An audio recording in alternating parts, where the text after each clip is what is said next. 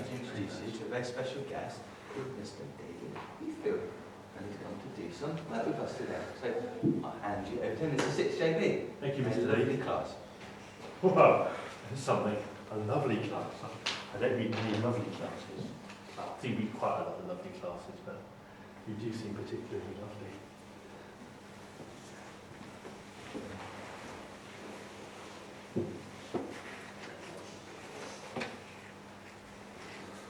This morning I cut this from a tree.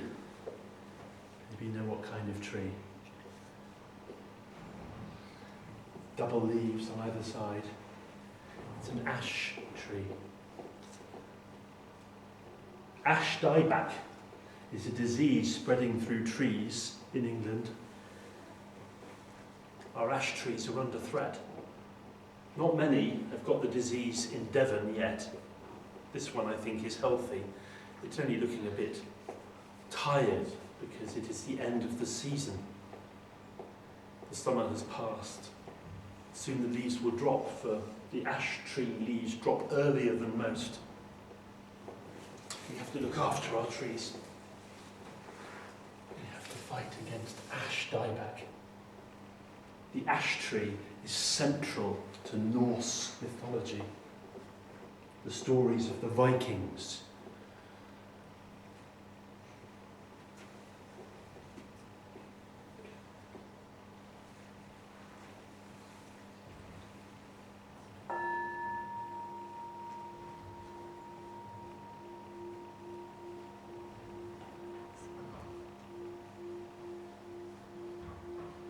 In the beginning, there was a deep,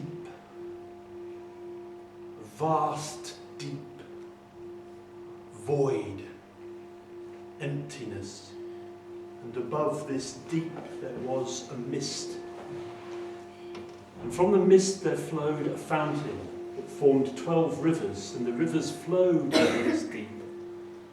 It was so cold and dark, the waters froze layer upon layer for eons of time, until that deep was filled with ice. From the south, there blew a warm wind from the land of light, and that warm wind blew over the surface of the ice, and vapours rose. And from that cloud of vapours stepped Umr, the frost giant. Umr and all his descendants emerged from that vapour, and Audhumbla, the cow. Audhumbla sustained Umr and his descendants with her milk. And she herself got her sustenance from the ice. She licked at the ice to get the salt and the minerals. And as she licked at the ice, over time, one day she uncovered the hair, the fine hair. And the next day she licked away a head, fine featured. And the third day, after Audhumbla had licked at the salty ice, the whole body of a god. Oh, he was agile and beautiful. Bora, the first of all gods. And Bora, with one of the descendants of Umr, the frost giant, a giantess, they had 3 sons, Woden, Ville, and Ve. 3 fine gods. Well, those 3 boys, when they had grown to godhood, they fought against their antecedent, Umr, and they slew him. And from his body they made all the worlds. From his blood they made all the waters of the oceans. From his bones and teeth they made the mountains and the hills. From his hair they made the trees and plants that grew on the earth. From his brain they made the clouds from which dropped snow and hail. From his eyebrows they made Midgard, the dwelling place of man and woman where we live to get today. And those three gods, Woden, Vile and Ve, they walked across the land beside the ocean. Woden took the sun and the moon and set them in the sky and directed their course, so we would have night and day and season. But as the three gods walked along the shore, they realized there was nothing like themselves in this earth, Midgard. They came to an ash tree, and from that ash tree they made the first man, Aske. And from an alder tree they made the first woman, Embla. Woden gave to the man and the woman life and soul. Vile gave to them the power of motion and reason, and they gave them the senses of sight and hearing, touch, smell, taste, and the power of speech. Those were the first of us, the humans, on Midgard, this earth. Umr, the frost giant, slain, his body became the universe. His body had three great roots, for his body had become Yggdrasil, the mightiest ash tree, the centre of all. One root reached into Asgard, the dwelling place of the gods. Another root reached into Jotunheim, the dwelling place of the giants. And the third root reached into Niflheim, the land of cold and darkness, where hell would be formed.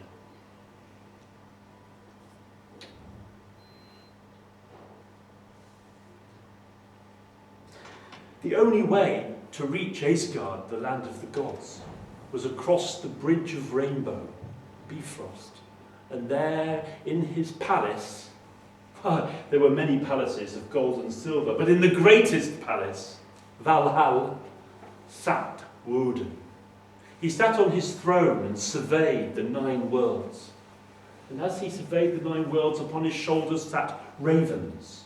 And those ravens took off every morning and flew through the day through the 9 worlds, and returned at night and told Woden all that they had seen and heard.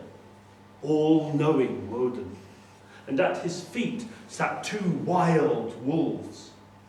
And he would throw meat for them, for Woden needed no meat. He was sustained only by mead. Mead, a drink made from the milk of the she-goat Heidrun. Woden sat there and surveyed his worlds. His wife was Frigga, mother. His eldest son, perhaps you know, Thor, the thunderer. Thor, the mightiest of all the gods. Thor had 3 great gifts forged under the earth by the dwarves. He had his belt, which when tied around his middle gave him double strength. He had his iron gloves, and with these iron gloves he had the third thing held, his hammer. And Thor hurled his hammer, and with his hammer he could crack the skulls of giants, and the hammer would always return to his iron-clad hand. Thor, mighty Thor, Thundermaker. There were Frey and Freyja, brother and sister. Frey, god of rainfall and sunshine and the fruits of the world. He rode on his chariot, pulled by Gullimbursti, the wild boar, and his beautiful sister Freyja, goddess of love, song, flowers, most beloved, most fortune-giving Freyja.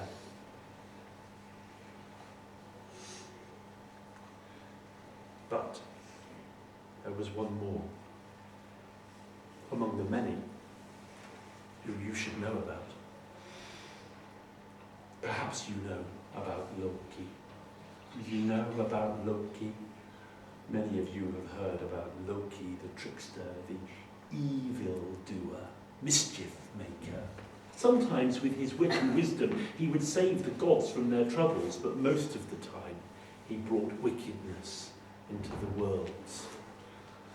Loki was from the giants' race, but also had god blood, and therefore he was allowed into Asgard. He could disguise himself, make himself into any shape he wished. Loki, not to be trusted. Don't believe a word he says. His intent is to throw things up in the air. Chaos, wild. Perhaps you know someone like him. Loki had 3 offspring. One was the wolf, Fenris. The second, the serpent. And the third, Hela. These 3 were dangerous to the gods. Woden had them brought to him. He knew the danger that they would wield in the worlds. He took Fenris, the wolf, and he had a chain made, but the chain was broken, for Fenris was too wild. So another chain was made, but this one not of iron. This chain was made not from gold, not even from steel or platinum. This chain was made from the sound of cats' footfalls, from the beards of women, from the roots of stones, from the breath of fishes,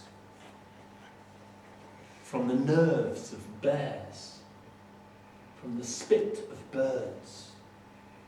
This chain, Gleipnir, held Fenris fast. It was subtle and strong and almost invisible. And so Fenris was fettered. The serpent, Woden cast this dangerous beast into the sea surrounding the earth, Midgard, and the serpent went right around the world and began to bite on its own tail. And the third of the offspring of Loki was Hela, and Woden cast her down into Niflheim, the place of cold and darkness, to reign over the worlds of the dead. She, do not look at her. Her face is stern and cruel. She will terrify you. Her flesh is rotting, stinking, changing to blue. She sits in Elvednor, her palace in hell, behind hell's gates. Hunger is her table. Starvation is her knife.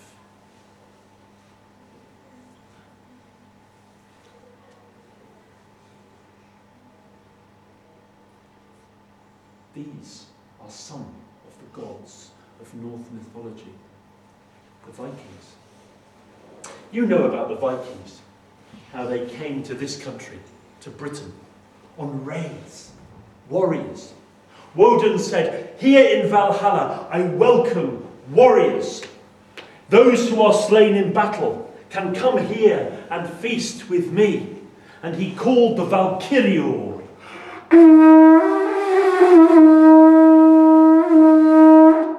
And the Valkyrior came, virgins, she-gods, and they were dressed in helmets, armour. They wielded spears and rode on horses across the dark skies and came to the world of men who fought in battle. And there they chose those who died brave, strong. And they were taken by the Valkyrior to Valhalla to feast with Woden. He ate no meat but fed them with roast hog's meat. They drank mead from Heidrum's udders. They were well. And however much they ate and drank, there was always more. And then the next day on the battlefield, those brave warriors fought with sword and axe, would cut each other, hack each other to pieces. But then, time for feasting, and they would be reformed and would feast again. And so it was every day in Valhalla, next to Odin, in the land of Asgard. But those who died of sickness, in peace, of old age, they could not go to Valhalla. When they died, they went down into the cold darkness of hell, where Hela resided, and none could return from that place. The Vikings, when they came to Britain, they did not just come to raid, they came to dwell, to find new lands to farm. Some say that Ilfra, from Ilfracombe, comes from the Viking Norse word for bad. Is bad a place? Is Ilfracombe a bad place? I don't think so. Surely not. It's not a bad place, is it, Mr. Lee? What am I to say? They gave names to many towns and villages across Britain, the Vikings. They brought us words as well. I wonder if you know. Sunday, the day of the sun, comes from Norse. Monday, the day of the moon, comes from the Vikings. Tuesday, the day of Tur, the god whose hand was bitten off by Fenris the wolf. Wednesday, Woden's-day, Woden, the greatest, the father, the creator. Woden's day. Can you say that? Wednesday. Wednesday. Thursday, from Thor, Thor, the thundering god. Thor. Friday, Freya day, Freya, the goddess of love and song and flowers. Is there any more days? Saturday. Oh yeah, Saturday doesn't come from Norse. No, Saturday comes from Latin, Saturnus. That comes from the Romans. But the other 6 days of the week, those names come from Norse mythology. That's how important. They're not just the stories from the north, they're our stories too. Britain has always been a land where people have come from other places and shared their lives with us and shared their culture, so we are richer. It's still happening today. But of all of these, the story that I want to tell you is the story of another god. The story of Balder. Are you ready to listen? This is the story I want you to remember. This is the story you can tell after I'm gone. It's my favourite story. All the Norse myths. Open your ears and listen. Balder, a shining soul, beloved Balder, like the sun high in the sky, bringing joy to all around. And kind-hearted, Balder went everywhere with his brother Hodor, who was blind. Hodor could not see the way, and Balder guided him generously. But although this was the best of times, Balder began to dream dark, dark dreams, nightmares, terrors. Perhaps one day I will be killed. Omens came in his dreams. I will die young, a bloody death. And he could not sleep. Oh, mother, mother. And he told Frigga, his mother, all the demons that entered his dreams, how he would surely die soon. My son, you are a great god. You will not die a bloody death. But his torments would not cease. Frigga said, I will go. I will go throughout the 9 worlds. I will exact an oath, a promise from everything living and everything dead, that no harm will come to you, no harm will come to Baldur.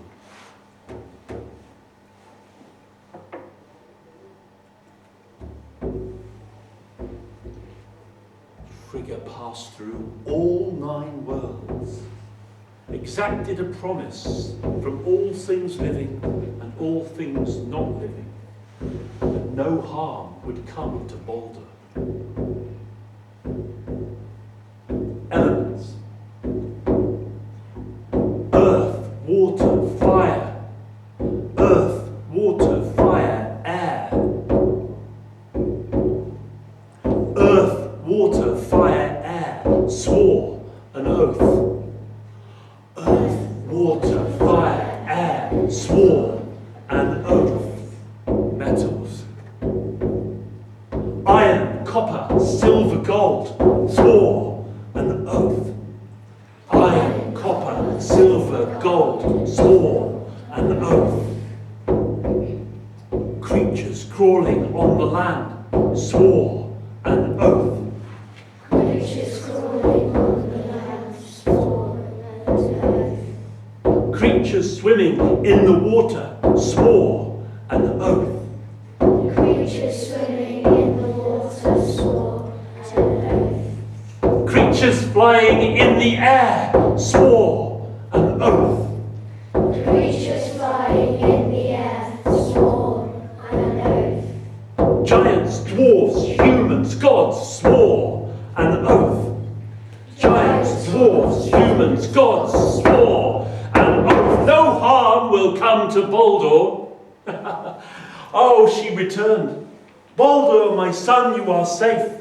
No harm can befall you. All things living and all things dead have sworn an oath. And the fear and anguish fell from Baldur's visage, and he was calm. He stood before the other gods. No harm can come to me. One god picked up a clod of earth and tossed it towards Baldur. It fell to the ground. He did not feel it. I cannot be harmed. Another picked up a stone and lobbed it at Baldur. It bounced from him. He did not feel it. Another picked up a rock and hurled it at Baldur, but he was not harmed. No harm can come to Baldur. The other gods began to join in. This was how they would do honour to Baldur. One took his spear. He thrust the spear towards Baldur, but it bounced from him. No harm can come to Baldur. All the gods rejoiced, but there was one god who was not so pleased with this. You know which god it was. Loki, the evil thinker, the trickster. Why should he have this? And Loki turned himself into the form, in disguise, an old, old woman, and went to the palace of Frigga, Baldur's mother. "Old woman," said Frigga, "you look tired. You seem hungry. Come in and I will give you food and rest." "I thank you," said the old woman, and came in and was seated and was given good food to eat.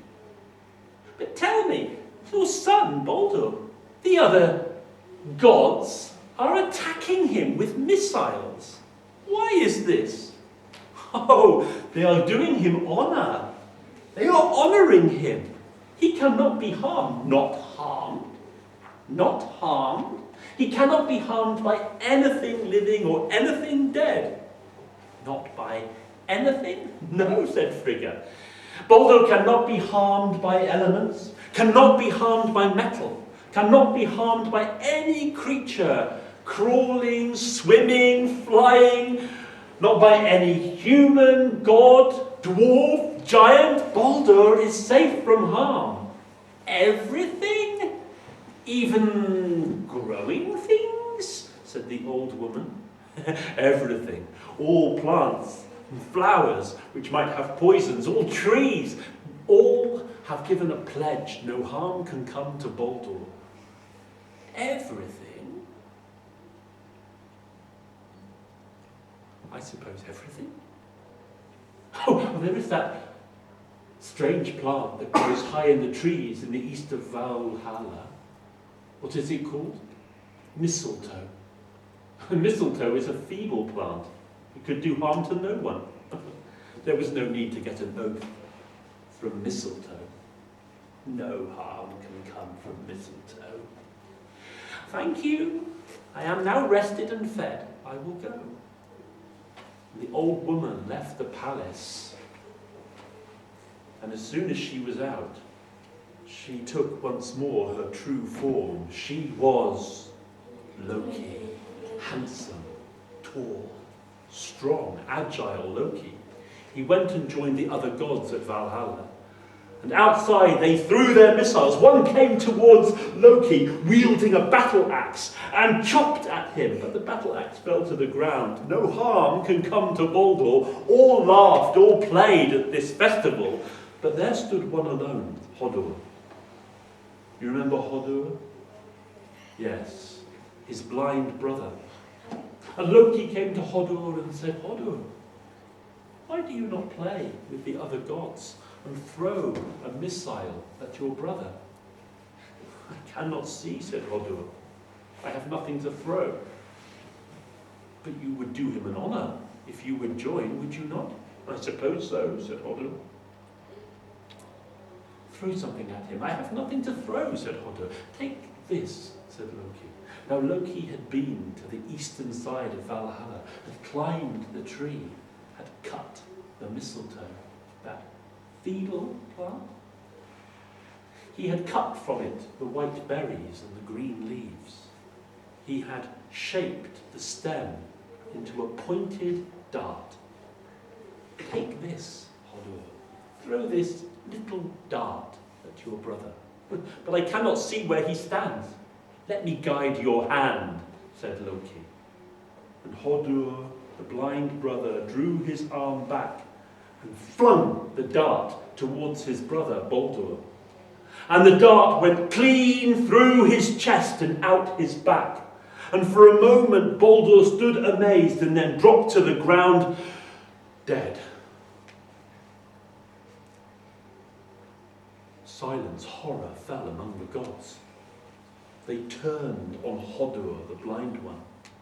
He did not know what he had done. They advanced towards him, ready to destroy him. But no, in that sacred place, among the gods, no one could be harmed. Not a god.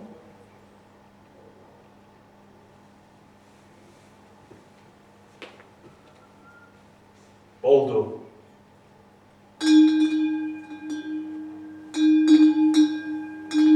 Oh, Baldur is dead. Mourn, sorrow. Baldur, our brightest star, is dead. Nothing can be well again. Baldur, Baldur, our brightness, our light, here in the land of Asgard, the world of the gods. Our Baldur has been destroyed.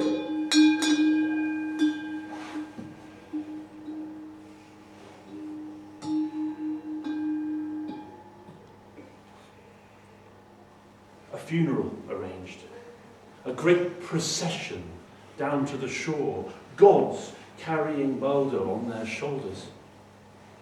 A weeping, weeping gathering. There came Woden with Frigga beside. There was Thor. There was Frey riding his chariot pulled by Gulumbursti, the wild boar. There Freya in her chariot drawn by cats. All came to the funeral. There on the shore was Hringham, Baldur's ship, the greatest of all Viking ships. So long that if you stood at one end, the far end was shrouded in mist.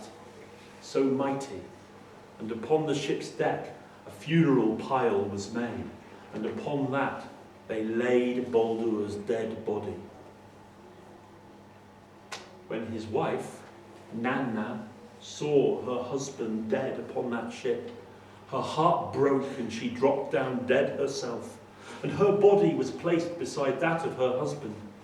And now the gods were to push the ship from shore to sea and set it on fire.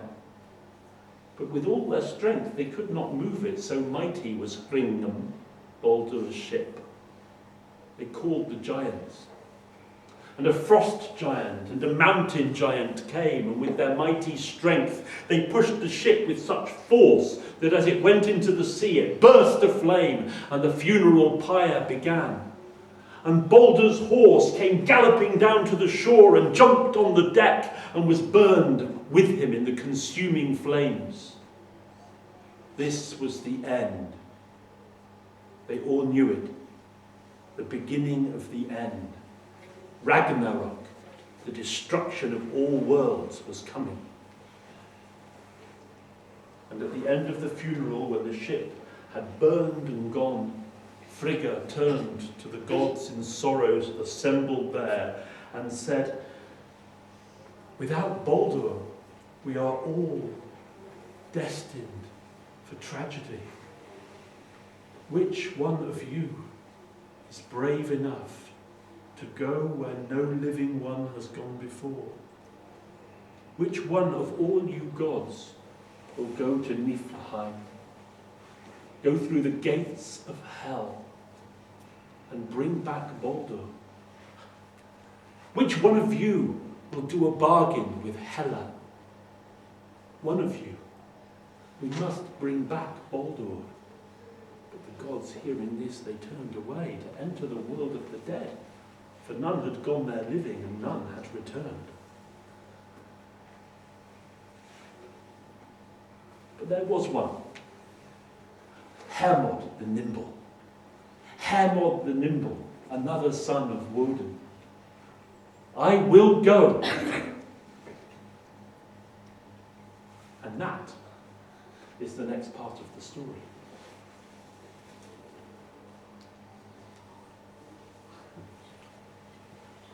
What do you think will happen to Hermod when he leaves Valhalla, when he rides off to the world of the dead in Niflheim, in that cold and darkness?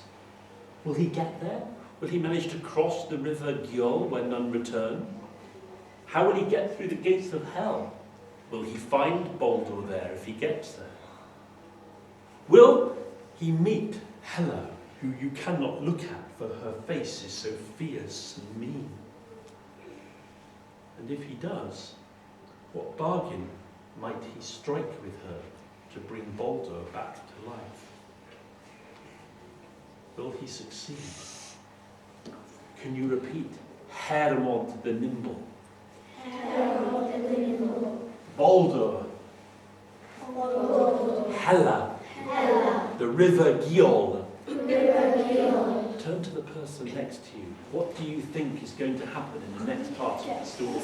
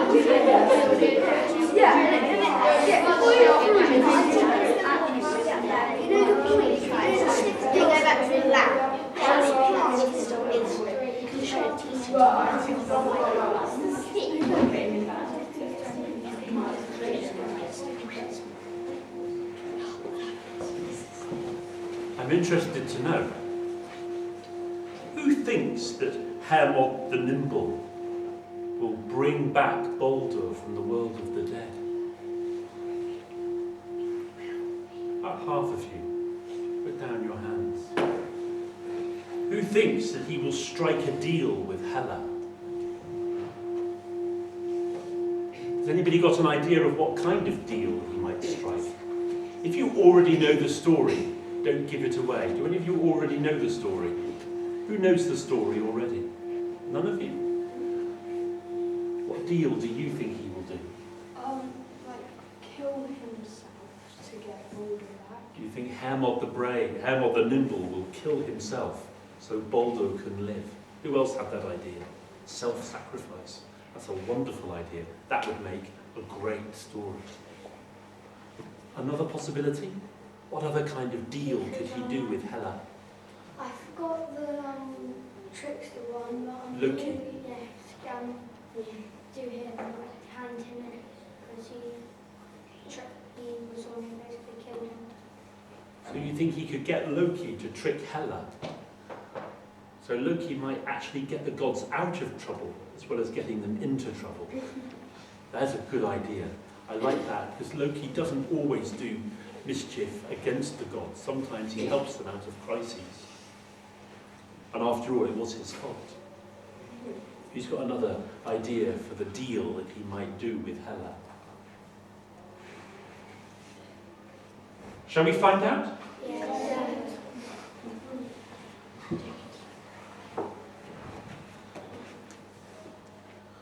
Woden came with his 8-legged horse, Sleipnir.